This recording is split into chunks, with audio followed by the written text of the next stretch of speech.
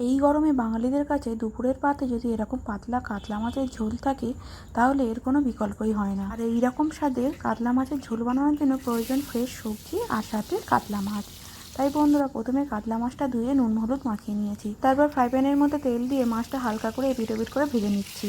তারপরে মাছ ভেজে তুলে নিয়ে কড়াইয়ের মধ্যে দিয়ে দিচ্ছি পটলগুলো একটু হালকা করে ভেজে নিয়ে তুলে নিলাম। কড়াইয়ের মধ্যে দিয়ে দিলাম গোটা জিরে, তেজপাতা, শুকনো লঙ্কা ফোড়ন, সাথে দিয়ে দিলাম কেটে রাখা পেঁয়াজ, আলু, সামান্য নুন দিয়ে আলু পেঁয়াজটা ভালো করে নেড়ে নিচ্ছি। আর এদিকে মশলা তৈরি করে নিচ্ছি। মশলার মধ্যে দিয়েছি একটু আদা, 4 কোয়া রসুন আর কাঁচা লঙ্কা দিয়ে মশলা তৈরি করে নিলাম। আর এদিকে ডাঁটাগুলো আলুর সাথে দিয়ে আর একবার নেড়ে নিলাম। তারপরে দিয়ে দিচ্ছি পেস্ট করে রাখা মশলা, ধনে জিরে হলুদ সামান্য চিনি দিয়ে মশলাটা ভালো করে কষিয়ে নিলাম আলুর সাথে।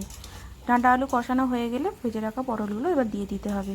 সাথে পটলের সাথে একটু নেড়ে চেড়ে কেটে রাখা টমেটোগুলো দিয়ে দিলাম। টমেটোটা পরে দিলাম, নাহলে আলু শক্ত হয়ে যেত। তারপর দিয়ে দিলাম গরম জল। ঝোলের পরিমাণ অনুযায়ী জলটা দিতে হবে। আমি পাতলা ঝোল করছি তাই জলটা বেশি দিলাম। তারপর ফুটে গেলে মাছ দিয়ে দিলাম আর সাথে দিয়ে দিলাম ধনেপাতা কুচি। ব্যাস রেডি আমাদের কাতলা মাছের পাতলা ঝোল। এবার গরম গরম ভাতের সাথে সুন্দর করে পরিবেশন করো। আর সাথে নিয়ে নিয়েছি একটা লেবু, যেটা ছাড়া অসম্পূর্ণ। তারপর এবার নিজেও খাবার খান আর আপনার বাড়ির লোককেও খাওয়ান এই পাতলা মাছের পাতলা ঝোল। চলো বন্ধুরা, টাটা। ভালো লাগলে অবশ্যই like comment share and subscribe করতে কিন্তু ভুলো না। তো চলো, টাটা।